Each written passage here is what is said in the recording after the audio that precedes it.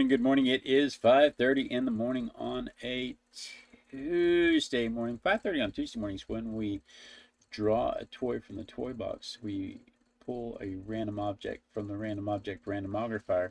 Today we've got this tiny little Brachiosaurus model that we're going to draw, and I have to remember to make it fill the whole page, not just the little spot. I have a tendency that when they're tiny, I have a tendency to draw them tiny. I have noticed in the chat that Elizabeth stopped by to tell us that she couldn't make it today. I'm sorry to hear that, Elizabeth, but I hope things are well, and I hope you can join us again soon in the future. Thanks for dropping by. We talk about you. But today's random object from the Random Object Randomogrifier is a Brachiosaurus. And what's really funny about this thing is how small it is compared to how big they were. I mean, it's like the juxtaposition here is just hilarious to me. It's just, we have this tiny little toy. Tiny little toy. And this thing is one of the biggest animals that ever walked on Earth. And you would think we could make the toy just a little bit bigger. But no, alas, that is not the case. So on my block end, I just have an ellipse here and ellipse here and a long neck, and you can see that it's going to fill the page on this side, and then I have to leave room for the shadow to come out to here. I may have moved it a little too far, or maybe I made it a little too big. We're going to find out. My mother says that's a mac and cheese dinosaur. That is not a mac and cheese dinosaur. That is a Girl 2 dinosaur. Girl 2 drew that for me last night. But I can see where you'd get confused because mac and cheese is that talented. So is Moon Pie and Unique with Chantiel La Fontaine. But we got fortunate. Girl 2 got hold of the crayons last night. I know, he's all dressed up. He's got his tie on. But that is a Girl 2. That is a Girl 2 creation. He got his tie on. Try to put some anchor things here in the composition, like this knot on the top of his head. Brachiosaurus lived about 150 million years ago, give or take. And they're considered to be pretty popular. 150 million years ago is just as or just before the continent started dividing into Eurasia, and North America started splitting off from Eurasia. So it's either just as it was happening or just before it was happening. And what that means is that these guys were around before or as the continents were splitting. And when you find a representative of them both in North America and in Africa, they're not the same species. They have very distinct differences. They're not the same species, but they still have the same sauropod look, the same long neck, the same long front legs, which is what the name means. Brachiosaur actually means long-legged lizard, because the front legs, long-armed lizard, because their front legs are so much longer than their back legs. And they have the ones in Africa and the ones in North America have those same features, including the nostrils on top of their head. So that is why they decided that they are related and were probably separated during the continental drift.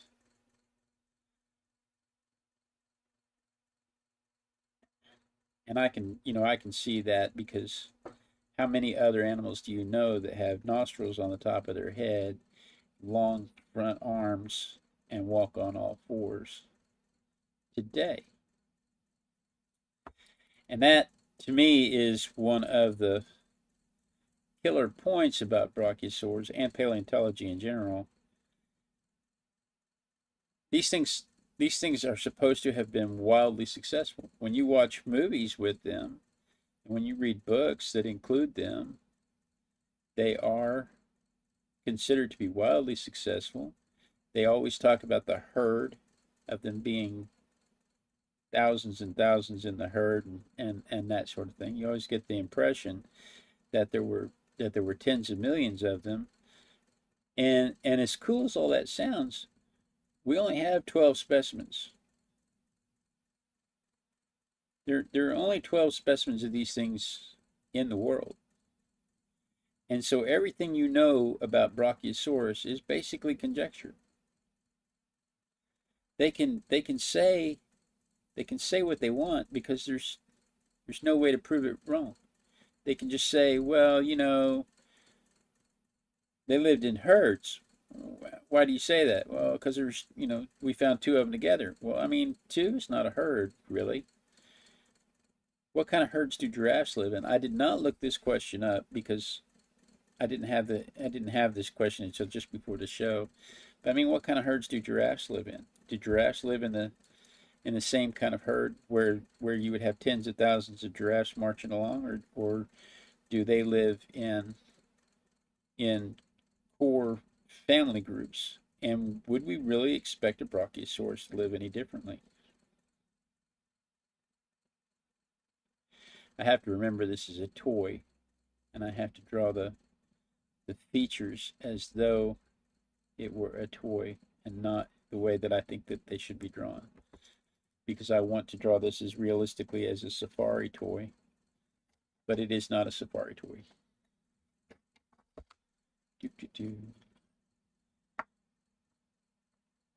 You know, another thing, for me, another strike against them for being considered wildly successful, we have a lot of wildly successful features in the animal kingdom. You know, vision, flight,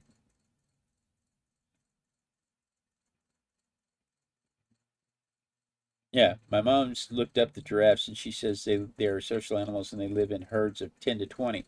So likely, if Brachiosaurus lived in a herd at all, it was in a herd of 10 to 20. Just because of the similarity between body style. That's all I have to go on. It's the same conjecture that the paleontologists have. But back to what I was saying, if these things were wildly successful, if you look at other wildly successful animals in the animal kingdom, you will see their features represented in other animals. For instance, you have flight in birds, you have flight in bats, you have flight in insects, so you have at least three different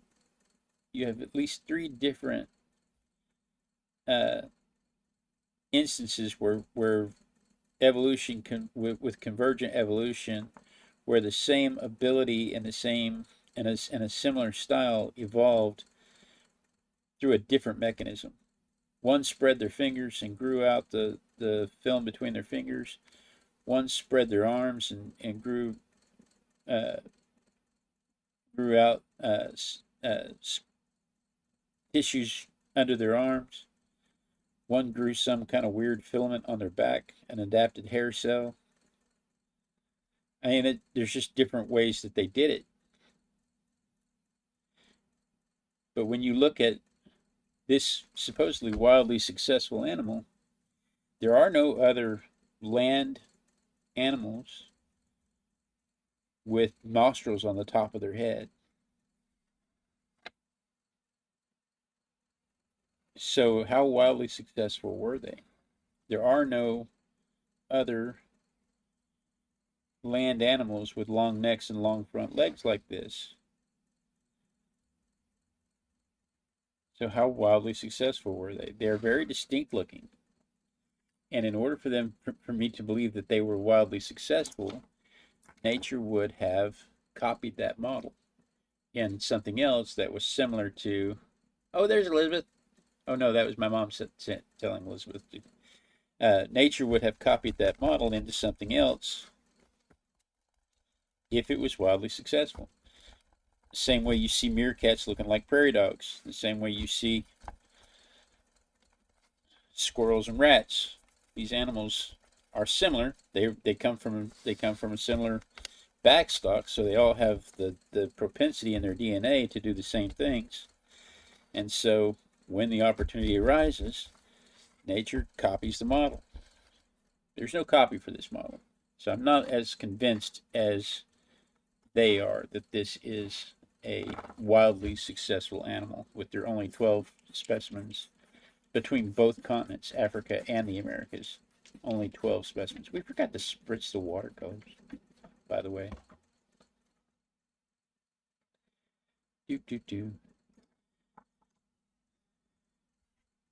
A guy named Briggs is the one who discovered him. I think it's Elmer Briggs. I'm not sure what his first name was. I'm on the spot here. I completely forgot to write it down. But a guy named Briggs discovered him in 1900, and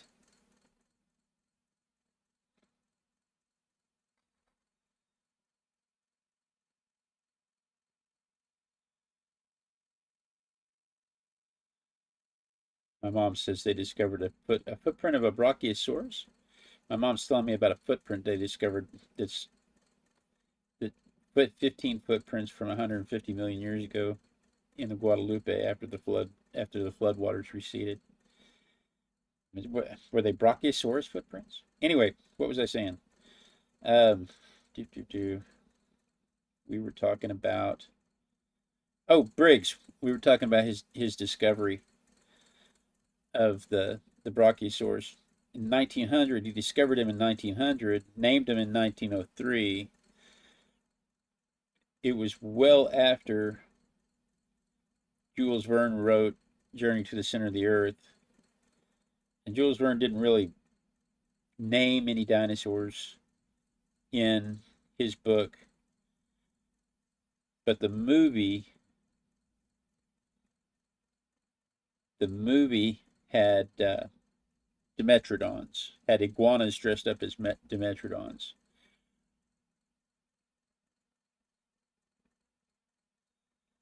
And so it had some mention and some long necks, but not any real representation.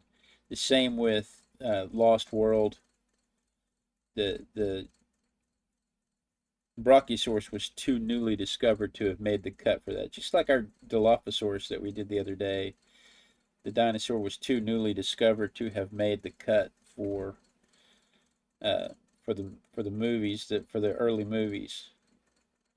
And so they didn't really enter the American or the world lexicon until Jurassic Park came out.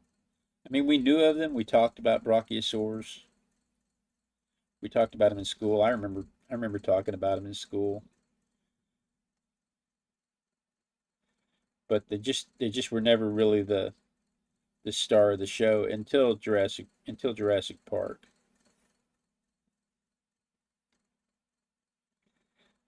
And that's mostly because they weren't discovered in time to make the 1950s movies, to make the 1920s and 1930s movies that inspired all the dinosaur stuff.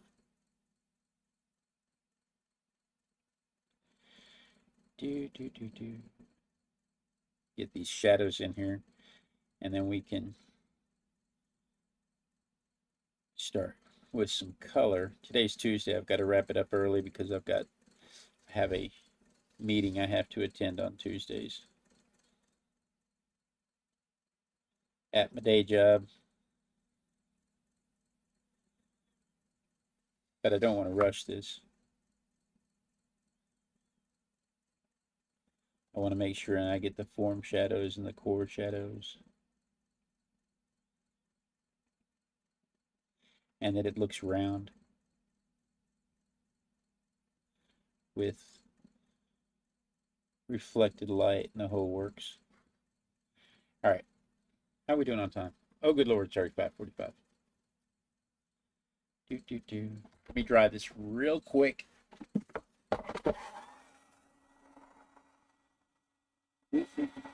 That gives me an excuse to drink coffee.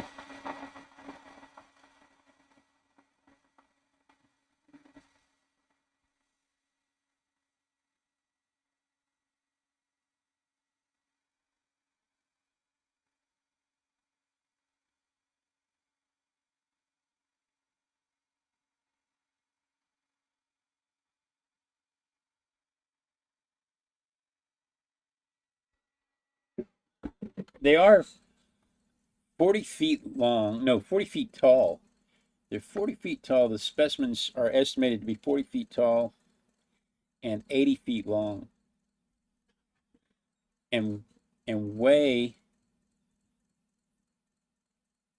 what were they? They were about five tons. They estimated them to weigh about 5 tons. I think that's right. And but to put that in perspective for my non-American friends that don't use the English metric system or don't use the English measurement system, that is about the length of a blue whale, and they're only 1/5 of the volume of a blue whale, but they weigh about the same as, or they have the same length as one blue whale. But you'd have to stack 5 brachiosaurs together to get the same volume as a blue whale. And I can tell you that if you stacked 5 brachiosaurs together to get the volume of a blue whale, you would have one heck of an archaeological dig. You'd almost, the archaeologists would be super happy because you'd increase their specimens by more than 50%.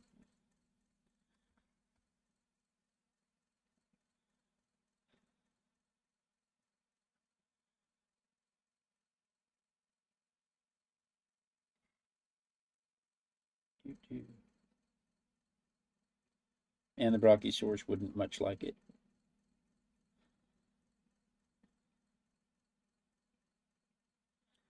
They made him green. The toy makers made him green because, lizards. We don't know. We don't have any idea what color this thing was. This thing could be orange and spotted. We don't know. There's no melanocytes. There's no texture. There are 12 specimens and very little of that.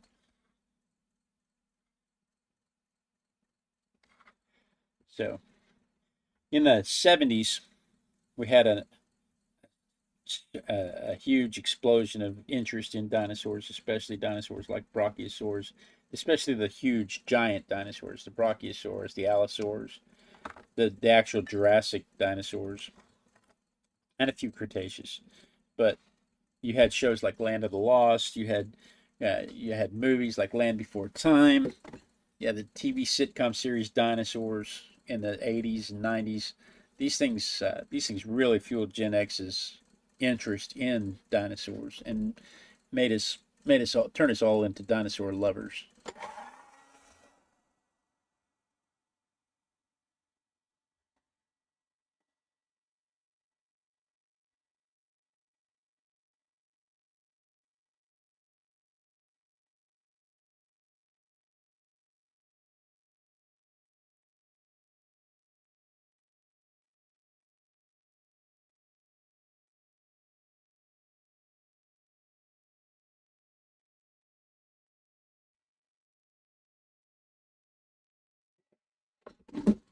In the late 80s, I bought a set of dinosaurs from the museum in Oklahoma City.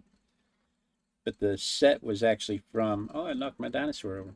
The set was actually from, it's a good thing we're done with that portion of it. Uh, the set was from the British Museum of Natural History.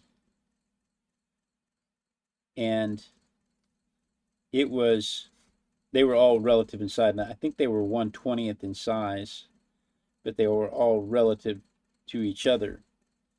So if you stuck the T-Rex next to the Apatosaurus, it would have been the same relative size on the toy as it was in scale to real life.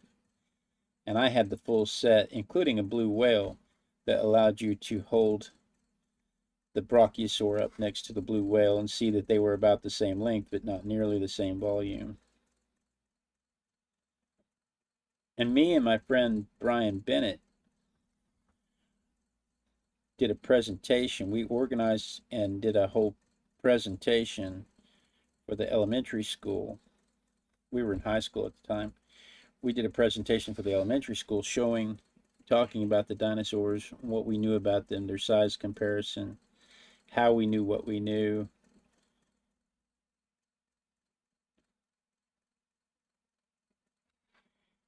And that was the late 80s. Because of the generated interest of things like Land of the Lost, Land Before Time, and the explosion of interest among Gen X, you had those toys from the British Museum of Natural History. Safari started making realistic dinosaur toys in '88. And then you had a huge explosion of cartoons and movies about dinosaurs that just really paved the way for Jurassic Park and its explosion onto the market.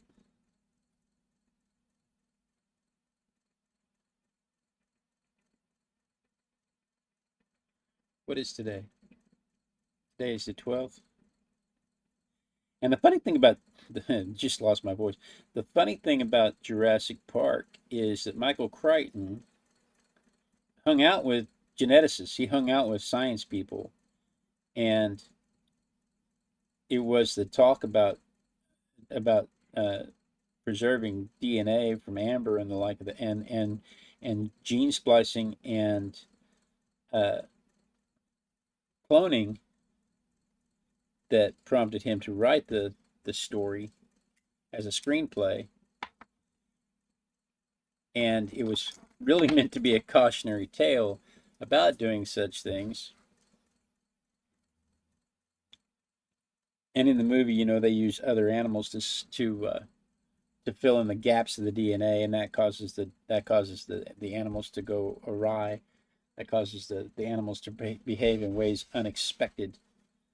And yet, despite that warning, we have Colossal, the company today, that's trying to make dire wolves and mastodons as though dire wolves and mastodons needed a reason to come back and eat our children.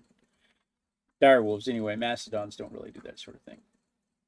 But completely disregarding the warning of the movie Jurassic Park, just saying, hey, we're too busy wondering if we can do a thing than to stop and think about whether or not we should do a thing. So anyway, there is my rendition of the brachiosaur. And the only thing is the brachiosaur tipped over a while ago when I ran the heat gun hair dryer, and so the perspective is going to be a little bit off. Let's see if we can figure out how to make that perspective, how you can see it from the perspective that I had. Let's just see if we can make it line up the same way it was. I'm not sure I can because, like I said, the whole thing moved when it tipped over. I don't need to see that. What's happening? Why is... Oh. Yeah, the whole thing moved. We're going to have to...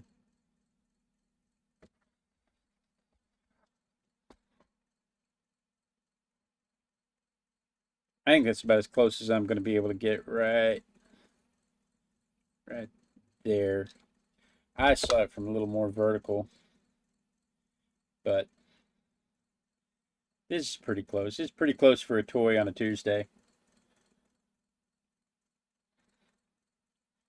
It's pretty close for a toy on a Tuesday. Maybe if I did it this way.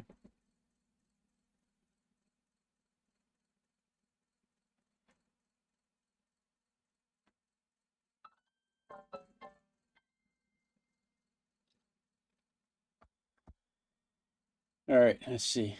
There we go. That's probably more like it. It's pretty close for a toy on a Tuesday. Anyway, that's what I did this morning. Set that aside. The little girl has already pulled us some new eggs over here. So let's see what we're doing tomorrow. Oh, tomorrow we have a construction worker. What does it say? Yes, construction worker. So it's one of the village people. Come to work at the YMCA. I don't know what dance he's doing, but there is the construction worker that we're going to be doing tomorrow on the 13th of August. So if you're watching this on the 13th of August and it's before 5:30 in the morning, then you're watching the trailer and this is what we're about to draw. So stick around, we'll get right on it. But for the rest of us, that kind of wraps up the show today. We thank you so much for joining me. This is my favorite part of the day when I get to art with my besties. I rush down here. It's my accountability to my art practice and my chance to visit with my friends and followers. Thank you so much for joining me. I do look forward to this every day. Be sure and tune in tomorrow. Same artistic biker time, same artistic biker channel. And then we dance. We dance because that gives you a chance to click the clicky things around me while I'm dancing, and it gives me a chance to make sure that the lag is caught up to the stream so that I don't get caught off mid-sentence. Because when you cut off people mid-sentence, it's rude. People won't think you're trying to say something else